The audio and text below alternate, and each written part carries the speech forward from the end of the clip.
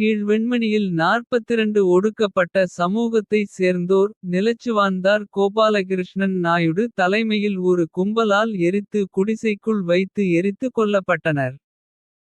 அந்த படுகொலை குறித்து ஈ.வே. ராமசாமி என்ன அறிக்கை தந்தார் என ஒருவர் கேட்டிருந்தார்.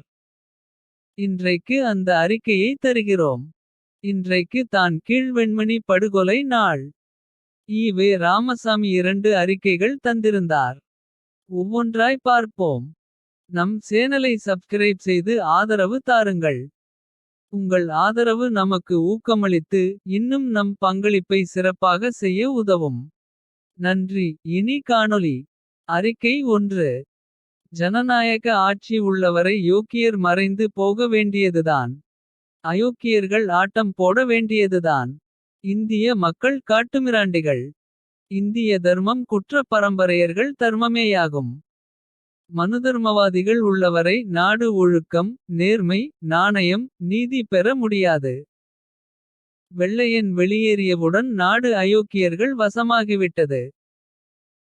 காந்தியார் பார்ப்பனர்களுக்கு நல்ல பிள்ளையாகித்தான் ஒரு மகானாக ஆவதற்கு எண்ணி என்றைய தினம் மக்களை சட்டம் மீறும்படி அயோக்கியர்களாகும்படி தூண்டி விட்டாரோ அன்று முதல் மனித சமுதாயம் ஒழுக்கத்தில் கீழ்நிலைக்கு போய் விட்டது.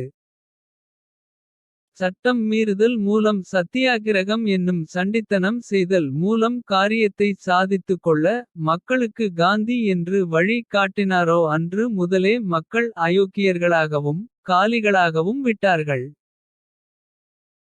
உழுத்துப்போன பண்டத்தின் மீது நாய் வெளிக்குப் போன மாதிரி மக்களை அயோக்கியர்களாக ஆக்கிவிட்டு ஜெயிலையும் உடம்பை தேற்றிக் கொள்ளும் ஓய்விடமாக பார்ப்பனர்கள் என்று ஆக்கினார்களோ அன்று முதலே யோக்கியர்கள் எல்லாம் அயோக்கியர்களாக ஆகவேண்டியவர்களாகி விட்டார்கள்.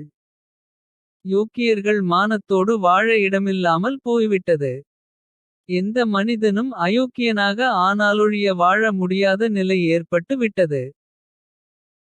சட்ட விரோதமான குற்றங்களைச் செய்தவன்தான் ராஷ்டிரபதியாகவும் பிரதமராகவும் முதல் மந்திரியாகவும் மற்றும் மந்திரிகளாகவும் பெரும் பதவியாளர்களாகவும் ஆக முடியும் என்ற நிலைமை ஏற்பட்டவுடன் அரசியலில் யோக்கியர்களுக்கு இடம் இல்லாமலே போய்விட்டது.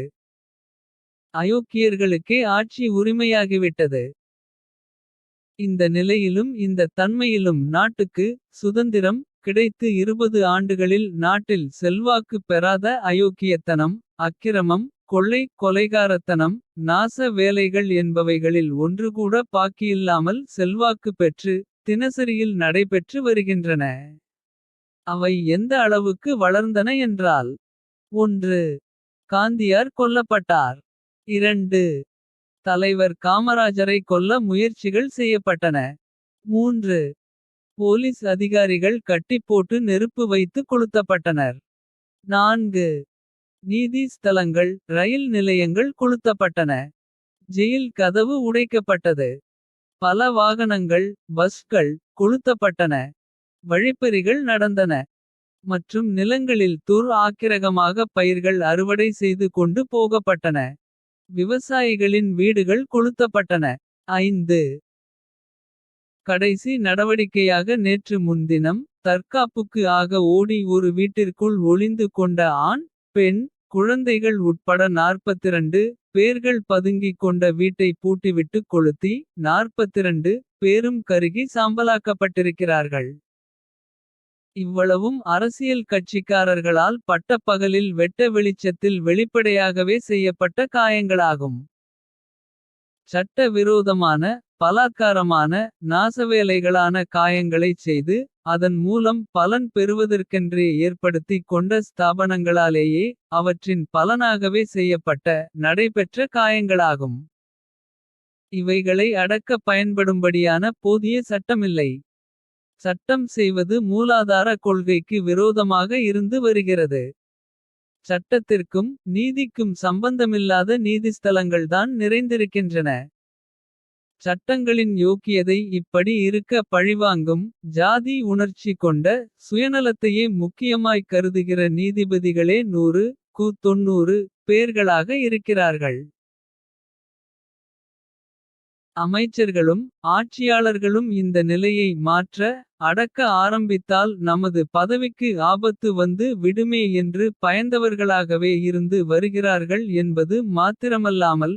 அமைச்சர்கள் நாங்கள் செய்வதையெல்லாம் மாற்றி தங்களுக்கு அவமானம் உண்டாக்கும்படியான நீதிஸ்தலங்களும். நீதிபதிகளும் எங்களுக்கு மேலாக இருப்பதால் எங்களால் மக்கள் அமைதிக்கும் பாதுகாப்புக்கும் ஒன்றும் செய்ய முடியவில்லை என்கிறார்கள். மற்றும் லஞ்சம் ஒழுக்கக்கேடு நேர்மை அற்றத்தன்மை இல்லாத அதிகாரிகள் மிக மிக அரிதாகவே இருக்கிறார்கள். அவற்றை கண்டுபிடித்தால் சிபார்சு வருகிறது. அதை அலட்சியம் செய்து நடவடிக்கை நடத்தினால். நீதிஸ்தலங்கள் பெரிதும் அவர்களை குற்றமற்றவர்களாக ஆக்கிவிடுகின்றன. ஜாதி காரணமாக சிபாரிசு காரணமாக அரசாங்கத்தை பழிவாங்கும் காரணமாக எப்படிப்பட்ட ஒழுக்கக்கேடான அதிகாரியும் நீதிஸ்தலங்களில் தப்பித்துக் கொள்கிறார்கள். அறிக்கை 2. இந்தியர்கள் ஆட்சி புரியும் வரை மனுதர்மம்தான் கோலோச்சும். பார்ப்பனருக்கு வசதியான பொது நலத்துக்கு கேடான. நீதிக்குக் கேடான குற்றமான காரியங்கள் நிறைந்த. தர்மங்கள் கொண்ட நூல் எப்படி மத மனு தர்மமாக இருக்கிறதோ. அதுபோல் சமுதாயக் கேடானதும் பார்ப்பனருக்கு கேடாயிருந்தால். ஆட்சியையே பாழ் பண்ணக்கூடியதுமான தன்மைகள் நிறைந்ததே அரசியல். சட்ட தர்மமாக இன்று விளங்குகிறது. ஒன்று பார்ப்பனர் இல்லாவிட்டால் தமிழர் அல்லாதவர். இல்லாவிட்டால் பார்ப்பன தாசர் தவிர வேறு யாரும் பதவிக்கு வரடியாததான தன்மையில். அரசியல் சட்டம் நடவடிக்கை இருப்பதால் என்றென்றும் திருத்த முடியாத தன்மையில். ஜனநாயக ஆட்சி தர்மம் இருந்து வருகிறது. இவற்றிற்கு ஒரு பரிகாரம் வேண்டுமானால். ஜனநாயகம் ஒழிக்கப்பட்டு அரச நாயகம் ஏற்பட வேண்டும். அது எளிதில் முடியாத காரியமானால். தமிழ்நாடு தனி முழு சுதந்திரமுள்ள நாடாக ஆக்கப்பட வேண்டும். அது முடியவில்லையானால் இந்தியா அந்நியனுடைய ஆட்சிக்கு வர வேண்டும். இந்தியாவானது இந்தியர்கள் ஆட்சி புரிகிறவரை. மேல்கண்ட மாதிரியான மனு தர்மம் தான் ஆட்சி தர்மமாக இருக்க முடியும். ஆதலால் மக்கள் மனிததர்ம ஆட்சியில் இருக்க வேண்டுமானால். இந்தியாவுக்கு அந்நிய ஆட்சிதான் தகுதி உடையதாகும். அதுவும் ரஷ்ய ஆட்சி அதாவது ரஷ்யரால் ஆளப்படும் ஆட்சிதான் வரவேண்டும். அல்லது பிரிட்டன் அமெரிக்கா போன்ற வெள்ளையரின் ஆட்சிதான் வேண்டும். அப்படியில்லாமல் இந்தியாவை இந்தியன் ஆள்வது என்றால். அது பார்ப்பன நலத்துக்கு ஆக ஆளப்படும் சூழ்ச்சியாட்சியாகத்தான். அதாவது இன்று போலத்தான் இருக்கும் இருந்து தீரும். மக்களும் தாங்கள் சூத்திரர்கள் என்பதை ஒப்புக் கொண்டவர்களாகத்தான் இருக்க முடியும். எனவே இன்றைய இந்த நிலை மாற வேண்டுமானால் முதலாவது குறைந்தது 1. காங்கிரஸ் திராவிட முன்னேற்றக் கழகம் என்கின்ற 2 கட்சிகளைத் தவிர. அரசியல் சம்பந்தமான எல்லா கட்சிகளையும் இல்லாமல் ஆக்கிவிட வேண்டும். 2. சமுதாயக் கட்சிகள் இருக்க வேண்டுமானால் அவைகளின் கொள்கைகளில். நடப்புகளில் சட்டம் மீறுதல் பலாத்காரம் ஏற்படுதல். ஏற்படும்படியான நிலைமை உண்டாக்குதல் ஆகிய தன்மைகள் இல்லையென்று உறுதிமொழி பெற்ற பிறகே அவைகள் அனுமதிக்கப்பட வேண்டும். 3. எந்த கட்சி ஸ்தாபனம் ஏற்படுத்துவதானாலும் அரசாங்க அனுமதி பெற்று தொடங்க வேண்டும்.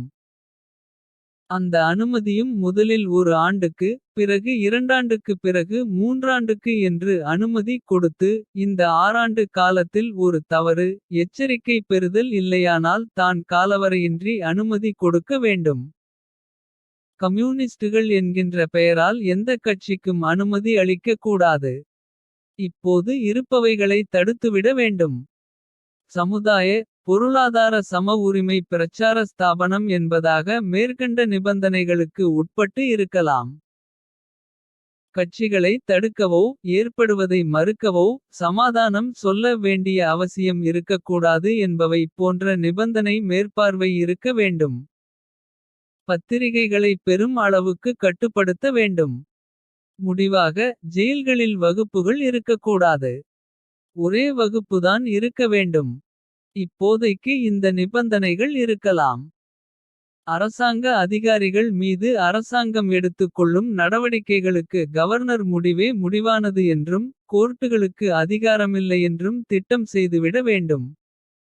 எந்த காரியத்திற்கும் சட்டம் மீறுதல் இருக்க கூடாது. மீறுவதை அசல் கிரிமினல் குற்றமாகவே பாவிக்கப்பட வேண்டும்.